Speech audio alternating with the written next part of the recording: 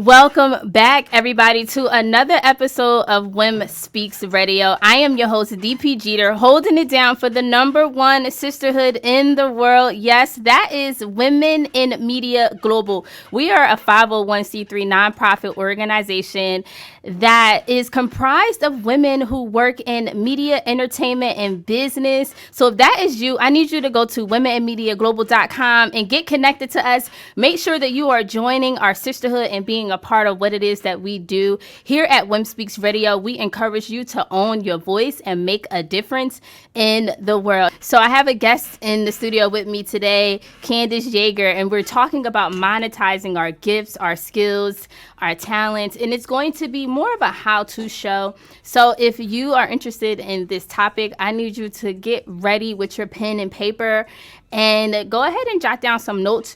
Screen record, listen, whatever you have to do. Make sure you get these gems that's going to be coming to you right now. Without further ado, I would love to welcome my guest onto the show. She is a friend and sister to the Women in Media Global Network. Help me welcome Candace Yaeger to the show. Hello, thank you so much. I'm really excited to be here, and I absolutely loved those lyrics. Yes, let me grow. Yes. I want that written, like all those lyrics in my office on the wall. Oh my, see, you're already giving us amazing ideas of what we can do with this. Yeah. So let everybody know a little bit about who you are, what it is that you do, and you're here in Miami in the studio with us. So if you want to see my guest, I need you to go to Women in Media. I'm sorry.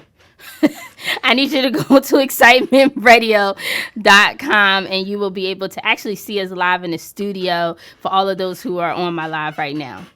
So I am Coach Candace Yaeger. I am from Philadelphia, but now living in Sarasota.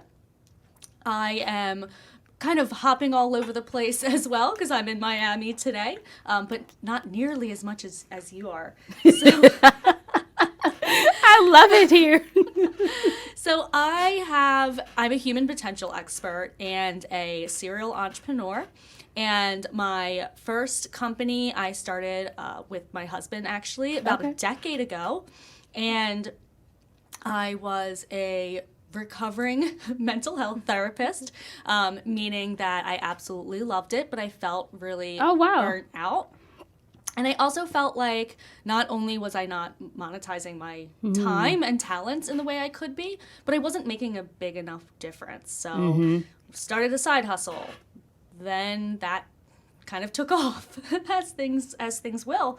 And now I am coaching other entrepreneurs. I do speaking engagements. I am still involved with my business, and we had quite a few headaches. My original business, we had quite a few headaches with that today. So bear with me today because I'm a little. So you still have that original business? Yes. The first business that you started with your husband. Yeah. That business is still in operation. It's still in operation. It's doing really well. Okay. I don't work in the business anymore. I only work on the business, which is a big differentiator. Let's break that down real quick. So Candace said there's a difference between working in your business and working on your business. Yes, absolutely. So for those of us, I'll make the distinction for a solopreneur and then kind of travel out from there. But for many of us entrepreneurs, we start as solopreneurs, or we want to stay solopreneurs forever and just continue to do our own thing. And a lot of times we will be so in the daily grind that we're not actually working on the business in terms of taking a step back and thinking strategically and planning. We're just kind of grinding away constantly. So that's a little bit of a distinction. So that's more so when you're working in your business, that's you running the daily operations. And if you are service-based, maybe you're the one who is hand-holding the clients, walking them through, servicing the clients. But working on your business would be when you're being the CEO versus being your own employee. Okay. So when you're being your own employee, which you have to be when you're a solopreneur, or a lot of times, even if you have, quite a handful of people working with you, you still have a role to do. So you're still being an employee of yourself and kind of grinding away at the day to day. But you also have to act like a CEO and know when to hire certain people or know when to step back and like, okay, this is not working. I have to strategize. So I'm at a point now, I don't work in the day-to-day business of the first business. Okay.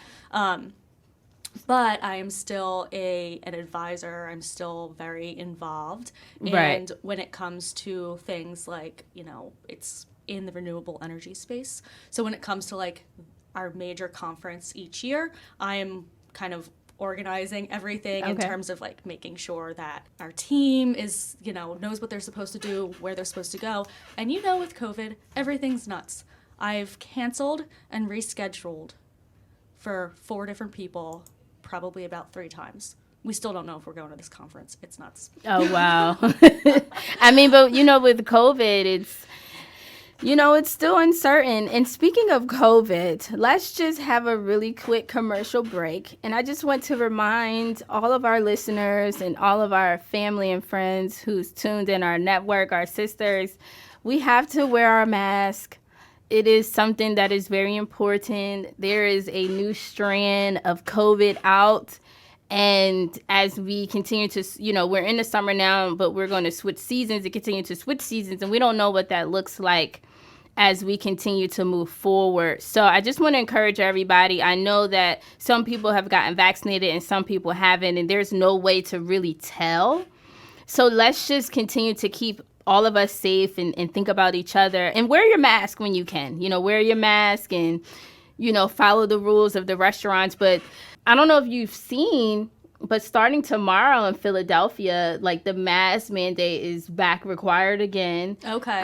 And a lot of the restaurants have been really concerned and have been raising their concerns, I guess, because there are, an uptick in cases that's increased. And so they're like, for their safety, because they want to stay open, so masks are back, in full effect in Philadelphia. And I think New York City is kind of going through the motions of vaccinations and things. It's so hard to kind of keep track of, so like, might as well just play it safe. Yeah. But I don't know about you, but I think that masks are like a fashion accessory. Like, they gotta be, right? We gotta wear them. Like, I like to match my shoes Definitely. And my mask. Like, that's our COVID announcement. Okay, we are being socially responsible business owners. All right, back to our conversation about getting this bag.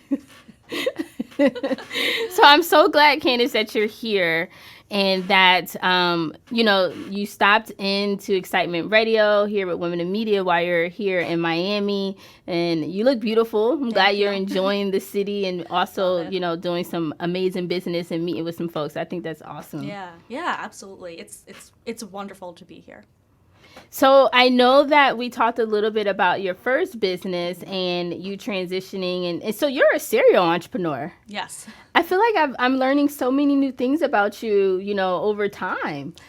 I saw like something cool on your page. You were a dancer or a dancer? You are a dancer. I was a cheerleader. Cheerleader. Yes. Now I'm a different kind of cheerleader where I'm cheering for my clients and their successes. Okay. So with your do you have like a dance background? You were doing something really cool and like... Yeah, so my background was more in like traditional cheerleading, not dancing. Got you. And I was always that person because I am tiny. I was always getting thrown in the air. Got you. You were the flyer. Yeah, I was the flyer. So I also started a nonprofit as well 2 years ago or so.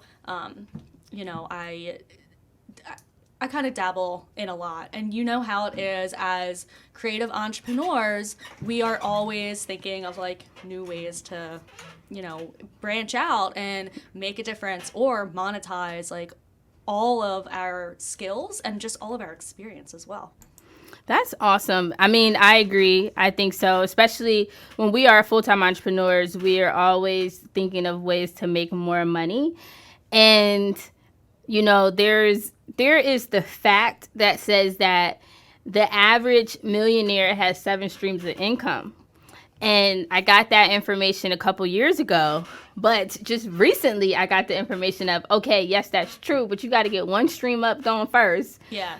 Let that hit 8 figures, 6, 7, 8 figures. Let's say 8, okay?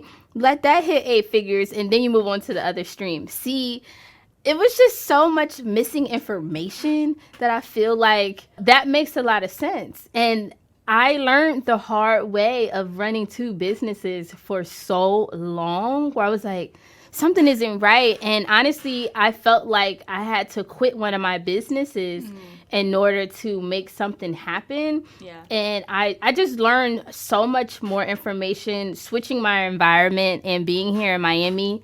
And just kind of like shaking up the network a little bit and getting around like some real movers and shakers and money makers, you know?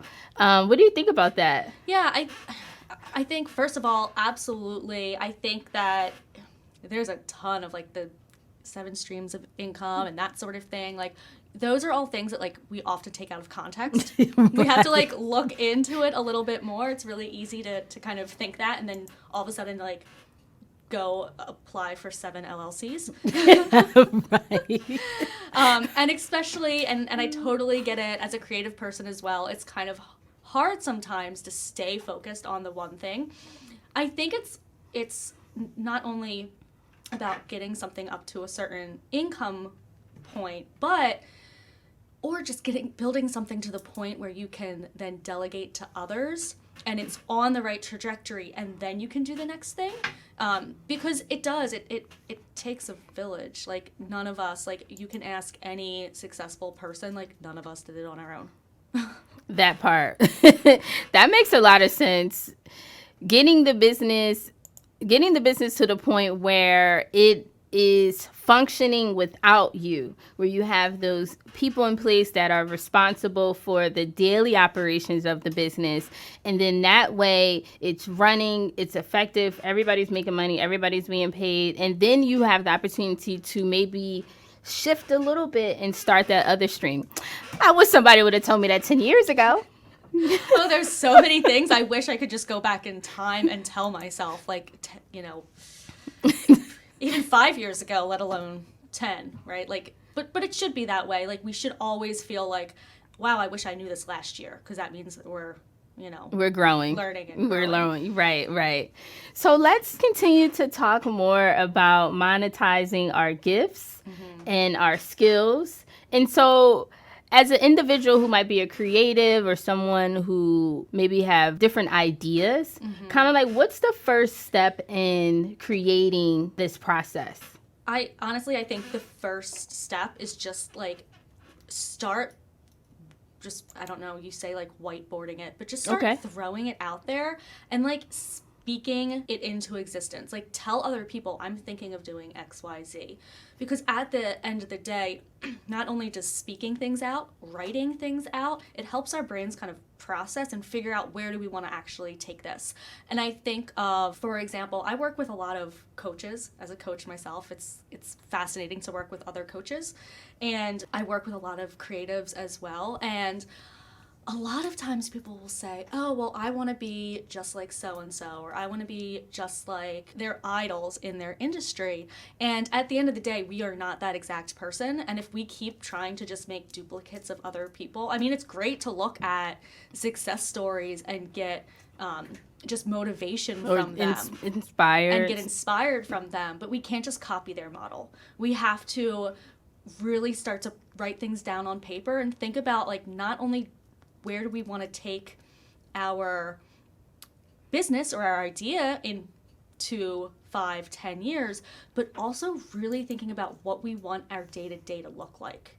Because a lot of times I've noticed that someone will have especially a creative, a passion for creating art, or, you mentioned creating music earlier when we listened to that Hassan song.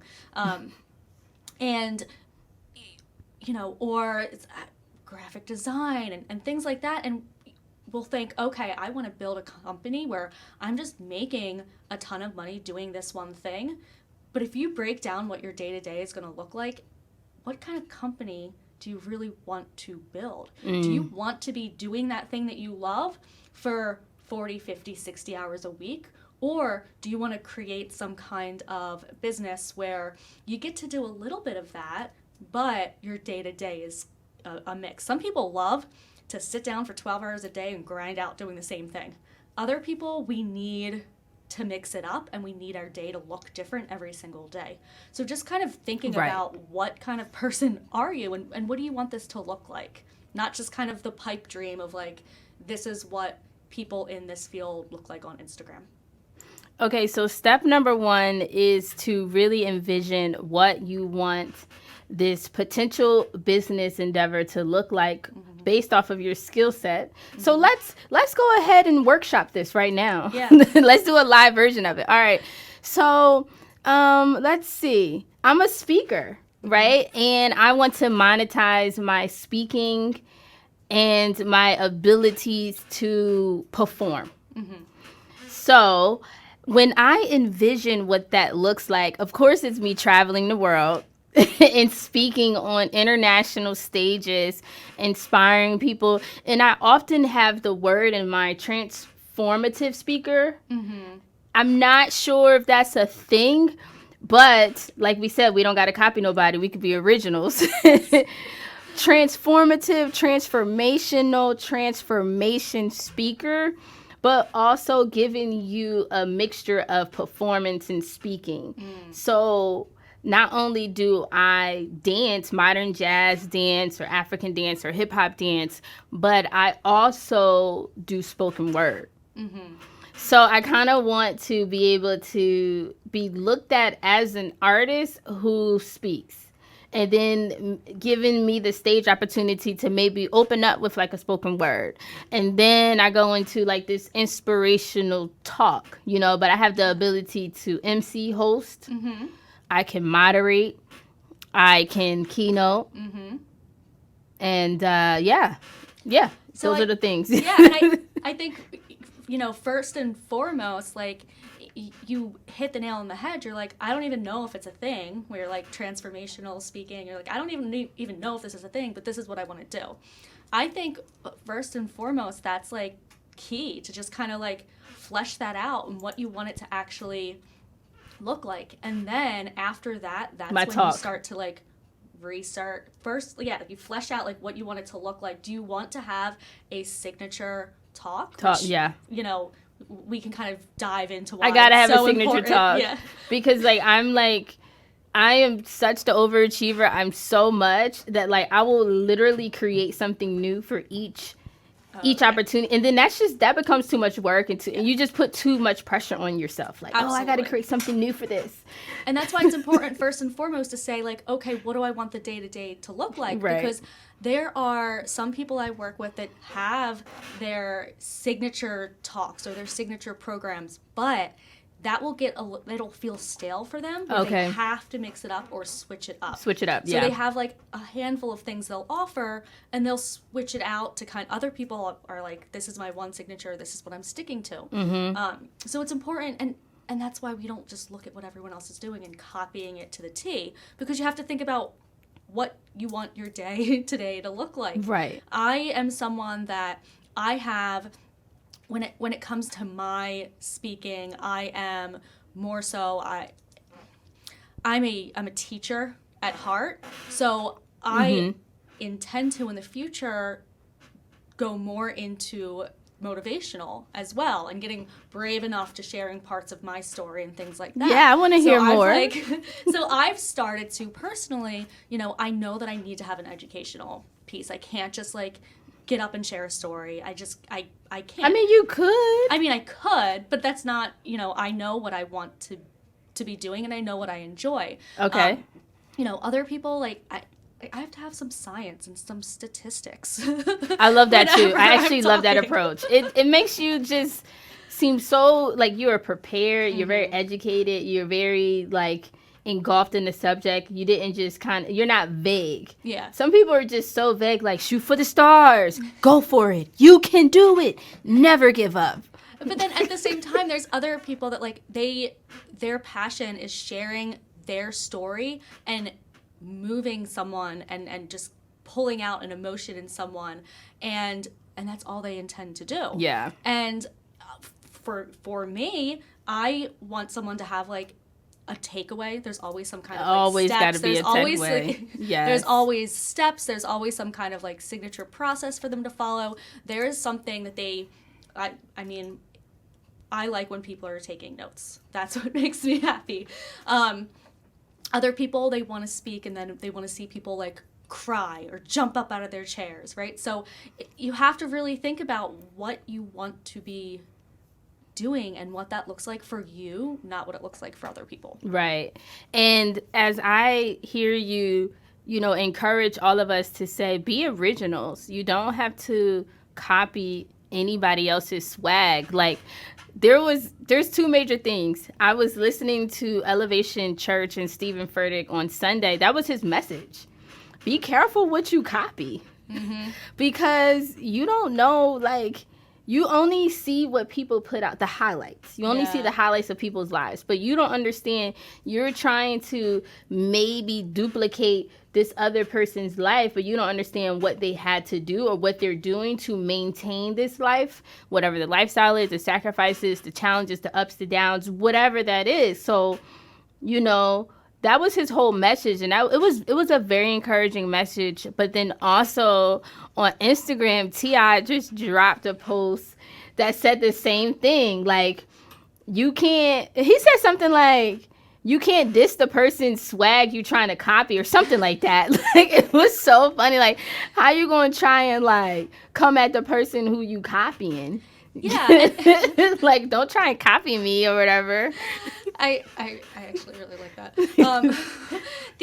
Because now I'm kind of thinking of so many times that I see people doing that.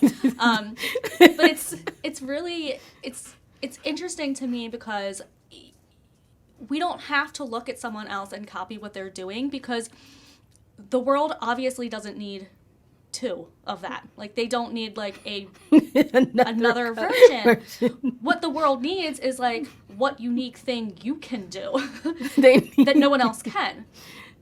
So I think it's almost kind of doing a disservice if we're copying too much. Right. I don't know if there's anyone else in the world that does transformational speaking, that there's also like dancing and a performance. I don't know. I mean, there's a lot of creative people out there. Right. It could exist. I don't know. But at the end of the day, there's not going to be anyone that's going to do it the same way that you could do it. Mm-hmm. So it's doing yourself and the world a disservice if you're like, okay, let me Google who's doing something similar.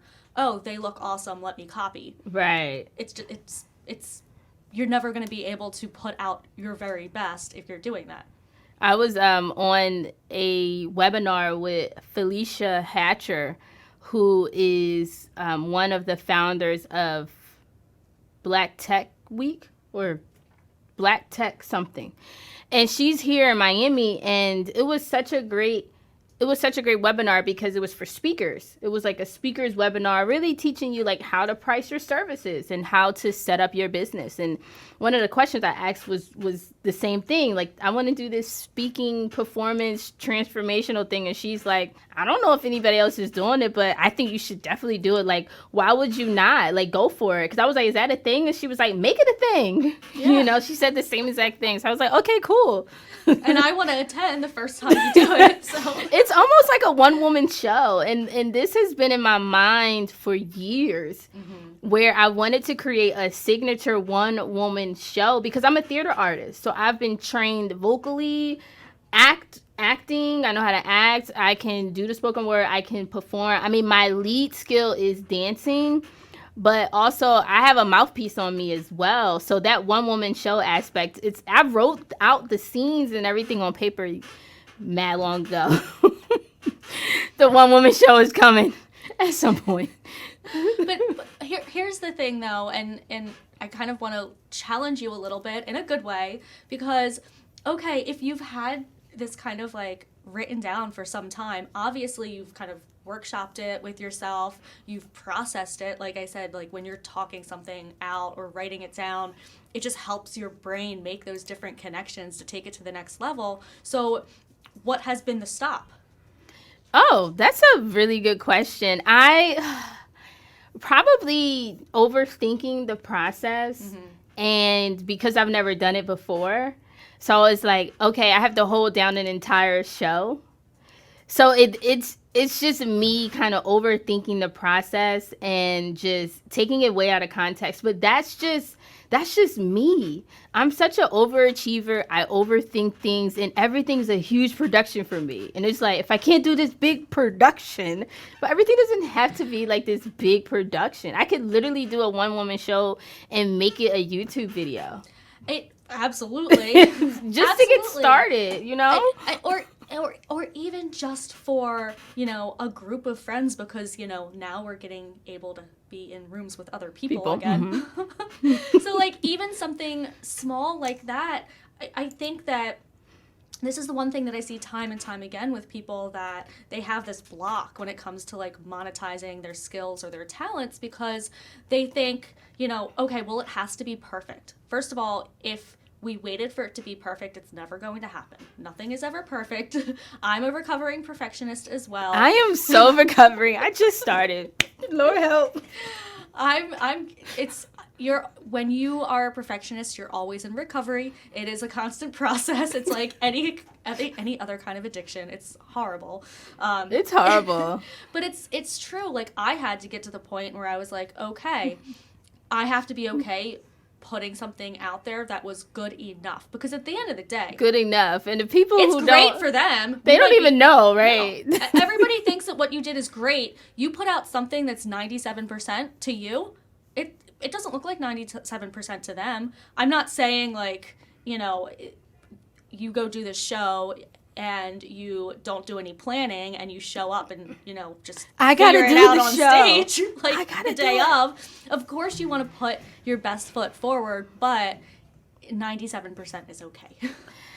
Wow. I mean, you really just spoke a word to me. Thank you, Candace.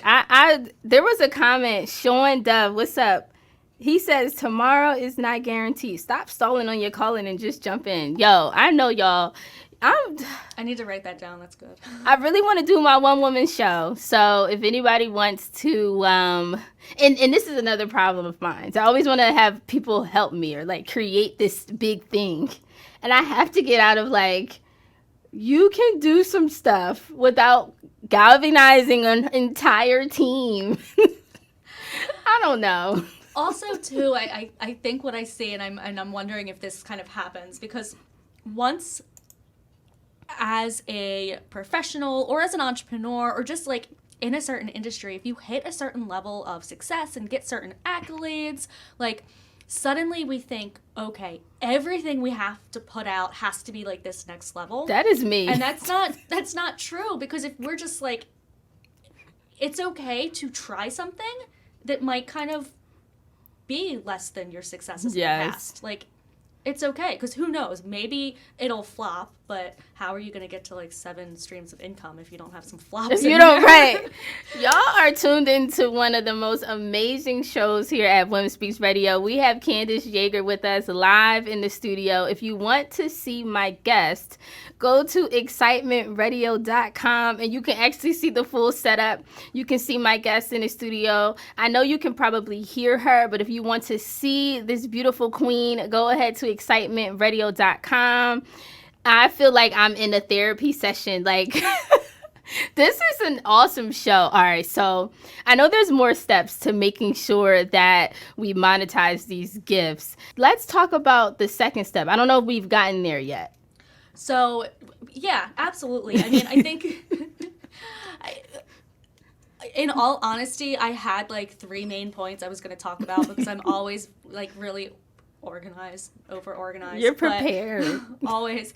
But now I'm like, oh, there's so many things that I want to talk about. Talk about them. This is great. This is your show. You got like, time. Wait, what step are we on? Yeah. At the end of the day, if you really wanted to, you could break this down into, like, a million steps. But, like, first and foremost, after, like, workshopping it, second is kind of like getting out of your own head. So we kind of started going into that topic without even really getting out of your own head. It's head. like getting out of your own head.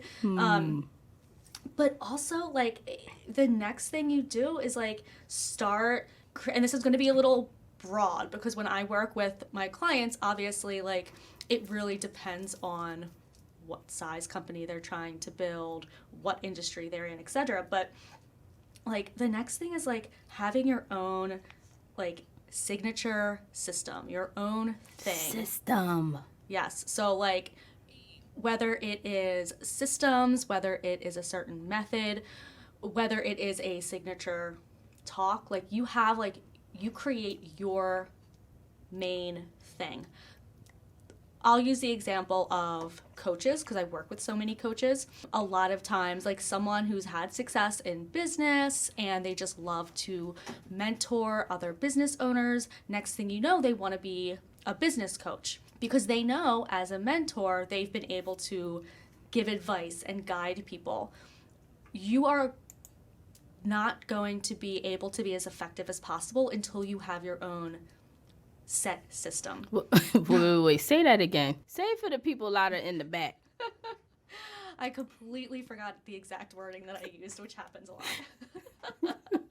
But I think it went something about you're not going to be as successful as you could be without having, like, a set system. And the big the second big takeaway that I took from that is that you said, you know, you want to go on and coach other people and help other people. Mm-hmm. You know, you want to share some mentorship and some advice. Make sure you're home together first. Yes. Before you go on out try to help somebody else home. Yeah, that's a whole other soapbox I will not get on. But you're absolutely right. When it comes to, and you know, so you're talking about if you wanted to go into this, you know, amazing transformational dance talk production, whatever. Like, I have a 5-person crew to come. Whatever it is, like, there needs to be some kind of, like, signature. Like, Okay. we're not just wigging things. So, for example, as with coaches, you're not just going to get a client and then they're going to dump their stuff. Like, it's not like therapy. They're not going to lay on the couch and talk about their problems and you're going to give them the answers. Oh, right. You got to have your... You have to have, like, your process. Like, okay. These are the main things that we work on together. You know, of course, like, I have my whole list. There's some things that we don't have to touch on as much with other clients. Others we kind of have to dig into. But you have to have, especially if you're going to be a business coach or a relationship coach, like, there has to be things that you're a set system that you're working on. When it comes to speaking, for example, having your signature talks, not just saying, like, okay, you can have a speaker sheet that has all the topics that you are an expert on. The one thing, which was the hardest thing for me to do because I like to talk about a lot of stuff. And I'm all over the place in terms of, like, I used to be a mental health therapist. You know, I have my master's in business and in psychology. I have kind of bizarre experience all over the place. There's a wide range of things that I loved to talk about. And it was really hard for me to, like, bring it down to, like, a few signature things. But that helps people understand what they're paying for. So I could say, okay, I can help you in any area of life where, or business, or if you're stressed, or if you're having issues with your business partner, like, no, like, somebody's just gonna, like, glaze over. You have to have something, like, very specific and say, this is how I can help XYZ, this is how I can help these people. So I know now that with my coaching or with my talks, I help people that they do well, but they are not tapping into their potential, and I help them become Do you help them find I help them become more profitable, productive, and personally fulfilled. So yes, it's tapping into that potential in order to be happier, healthier, and wealthier. So I have, like, my set talks that I do and my set people that I work with, and you have to be specific and you like have your to start target. Being niche, because a niche, exactly. Yeah. And if you're the jack of all trades, that's great, that's wonderful, but it's really challenging for other people to understand everything that's in here. Like we have to make it simple, and we have to make a nice little clean package that we can hand to someone that they can understand. That's true. A lot of the different information and research that I've been coming across as I'm studying and growing and developing is that you maximize your opportunities and your profit when you specialize in an expertise. Mm-hmm. People know, like you said, what to call you for, and they know exactly it, even when it comes down to your branding. Yeah. People, your page, they should know what they're going to get. They're going to your page for something specific, right? So then you begin to maximize more and more and more. And once you kind of have your following and your tribe, and they know and they have a trust factor with you, then you have the ability to almost sell any other thing that you put in front of them is also going to do really well. You know, for example, Sonia Lewis, the student loan doctor, her name, her handle on Instagram is the student loan doctor. Her company is the student loan doctor. And she has created such an awesome business out of that. Now it's profitable, you know, it's highly successful, and she's began to add other topics to her talk to what she delivers now to her community. So not only is she student loan doctor, now she's talking about how to build your business credit, how to start your Turo and Airbnb business, and she's killing it. You know, but she focused, and I think that a lot of us can take away from this conversation the need to just hone in and focus. And, you know, I will say that I'm a recovering focus. I don't know what the word is, but that for sure is me, because I felt like when I was growing up, I was a multitasker. And so I just developed into an adult that multitasked. And it got to the point where it's just like, this not really effective really anymore. And your bottom line and your numbers tell it all. Absolutely. And especially, and I'll just kind of side note, multitasking, I do it all the time. I have 50 tabs up on my computer. It's bad. They gave us too many options. I know. A lot of multi-passionate entrepreneurs that have a diverse background and skill set is, you know, we think that we can multitask, but in reality, you lose so much productivity with that, and you not can't serving anything as good as it should be served. And I think that that's something that we all like fall into really easily. And I love the example of the student loan doctor, because you understand this niche about her. Then you can get a little bit of a snapshot. Then when you go in and learn more about her, you're like, oh, wow, she does all these other things. Instead of if she was just kind of putting herself out there as financial advisor. Right, very broad. That's what there's a ton of financial advisors. Or whatever I love that. Other title she uses. You know that she's super niche, and then she can kind of branch out from there instead of, you know, being a jack of all trades at first, or a Jill of all trades at first, and then, you know, trying to pluck out clients from that. And I love that we are dispelling this myth that, you know, it's, if you niche yourself, you're missing out on something. You know, you won't have as many clients, or you won't make as much money, or you won't have as much opportunity.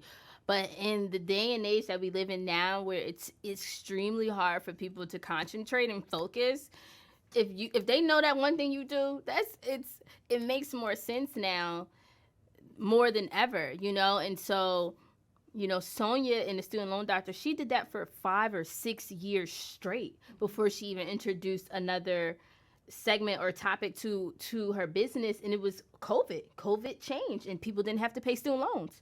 Now I got to do something else, you know? And so she had all this other information, but she was very faithful to that focused topic that she had. And COVID, you know, forced all of us to pivot. Yeah. You know? Yeah, absolutely.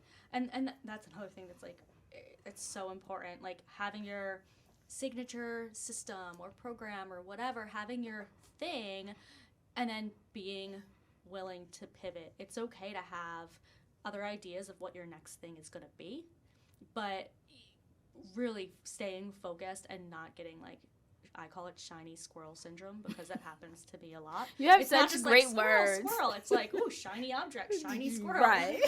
We think we could do it all, and it's just like, I just feel really proud that, like, I am a recovering perfectionist, and also that I've decided to hone in, and I've decided to really focus and be like, okay, what is it that I really want to do right now? And it's been so great because it's really allowed me to have a plate that I can manage. And it has allowed me to have more time for those opportunities to come in. I have time now. So if somebody calls, I have some availability, whereas before I had so much going on that it made it difficult for me to, if a great call came in, it might have been difficult for me to manage that. And I recall maybe back in 2019, before like COVID was even something that we knew about, I had to do my own sabbatical. I had my team was like, you need a break. Like you need a mental break. You need to sit down, you need to slow down, because now you're driving us crazy and you need a mental moment. And so I took maybe 2 months off in the summer, and I forced myself to not work, not do anything, but to really decompress. And but all of that came from me managing so many things, I love Women in Media Global, and I started that nonprofit while I also have, AOI Events and PR, which is my bread and butter, which is my PR agency. And so I'm managing both. Women in Media doesn't have a staff, so it's now putting strain on this staff to have to do something that they might not have necessarily signed up for, or vice versa. And it just was a lot, and it began to not work after a while. And it took years for me to discover that, but I'm so happy that I did. And I feel okay with being like, I'm not doing that right now. Yeah. I want to focus on this. I want to get this up to where the potential is, because I then began to think like, you know what, this PR business is not for me no more. It's not working out. But the reason it wasn't working out wasn't because it wasn't a great business. It was because it was missing things that I didn't know was missing until I was forced to stop. Yeah.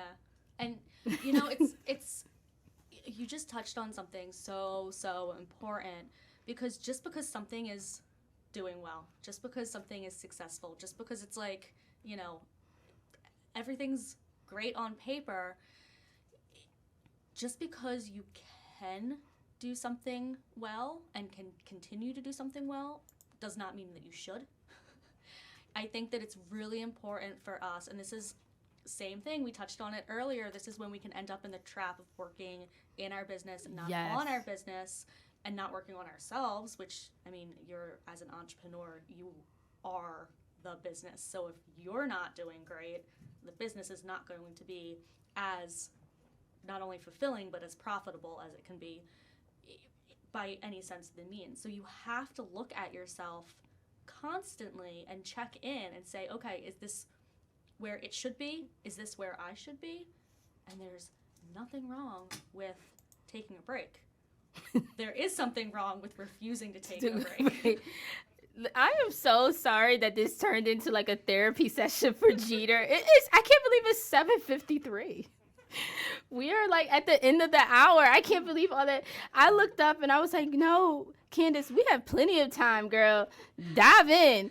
And now I look at the clock. We almost at the end of our hour. Listen, I want you to finish your points that because there might be some more steps. So we want to definitely make sure that our listeners get the full step, all the steps to monetize. And then you had something very special also talking about knowing your worth, charging your worth. I think all that is important. So I'm gonna let you take it away. Okay.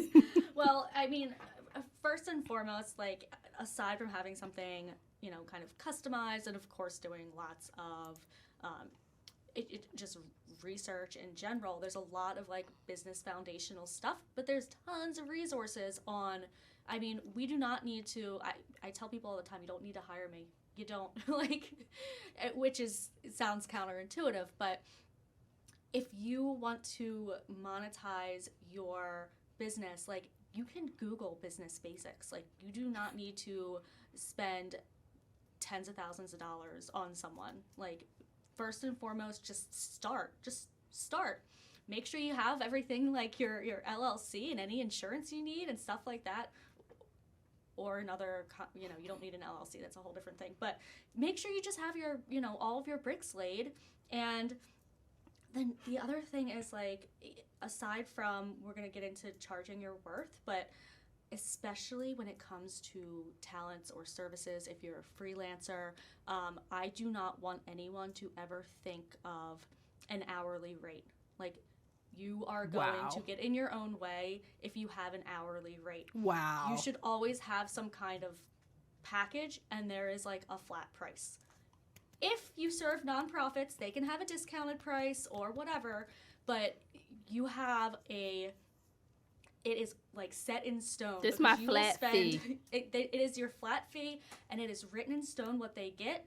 And the more concrete that you are, like you should never be negotiating. You should not say, this is my hourly, because there's just a whole different mindset. You can't afford my hour. Really though, like you have to know your worth, and this gets into knowing your worth, and be willing to charge that. And and this is like, this could be like, you and I know could go off on this for like another hour, but if you start doing things just for the exposure, that is like toxic words. Do not do something just for the exposure. If you have a strategic relationship where it makes sense and you're going to benefit and they're going to benefit, but like if they say like, this is good exposure for your business, no, that's not enough. You have I'm exposed. Really, exactly. Why would you expose yourself? I'm on Instagram Live. I'm exposed. But really though, like you have to really be just set in stone about what you're getting and what's going to happen in the relationship and what the fee is, and don't negotiate on that, and don't take anything less. Girl, let me just say, you gave a word. That was awesome advice. The flat fee, that's major. That's major.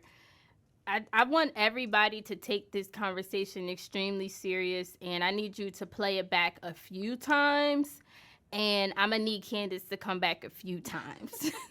This was absolutely amazing. This information that you gave, and you just broke it down, and I think that it was great for women in media. It's one of the first times we've had a conversation like this on Women Speaks Radio, so I know that everybody is going to take a lot of value away from this. Is there anything else that you want to leave with our Women Sisters and our listeners? No, I think whatever you do, and this is probably for me one of the most important parts, and kind of we're going back to your performance that you're going to do one day soon. A lot of us say one day, and if you keep saying one day, you have to eventually change it to day one. Whatever that looks like, pick a day. That is the day one that you're starting, and don't negotiate with yourself on that. Hold yourself accountable, because one day will never come, but day one will. You know what? I've been thinking a lot about, hey, everyone, thanks for tuning in. They're saying very good information, Bridget. Thank you, everybody, for tuning in. Your income will never exceed your personal development. Come on, y'all we got thumbs up. It's a lot of people tuned in. They're loving this information. So thank you again, Candace. I will say, for some time, I always said that I wanted to do the One Woman Show around my birthday. And, for a birthday and celebration for my birthday. So, maybe I should just move forward and do it. And, So now we know what your birthday party is going to be, your birthday celebration. Woo, child. Thank you, Lord. I think this has been an awesome show. Please, Candace, let everybody know your website and how they can follow you on social media. So I am everywhere. I am Candace Yaeger. So the spelling is a little challenging, but it's CandaceYaeger. So that's me on Facebook and Instagram and everywhere else, and that's my website as well. Or you can type in the website Candace.coach. Thank you so much to our amazing guest, Candace Yaeger. Y'all go ahead and follow her, connect with her. If you need this business therapy-ish coaching, please go ahead and give our girl a call, hit her up, and monetize your gifts. Use her business, all right, and hire her to help you do what you do so that you can make money doing what you do. This is DPJeter. I'm signing out for Women in Media, Wim Speaks Radio. It's been another amazing episode, and we have spoken. Follow us on Instagram at Wim Global. Our website is womeninmediaglobal.com. Go ahead and leave your emails there. And we're on Facebook. Like us on Facebook at Wim Global Org. Until next time, friends.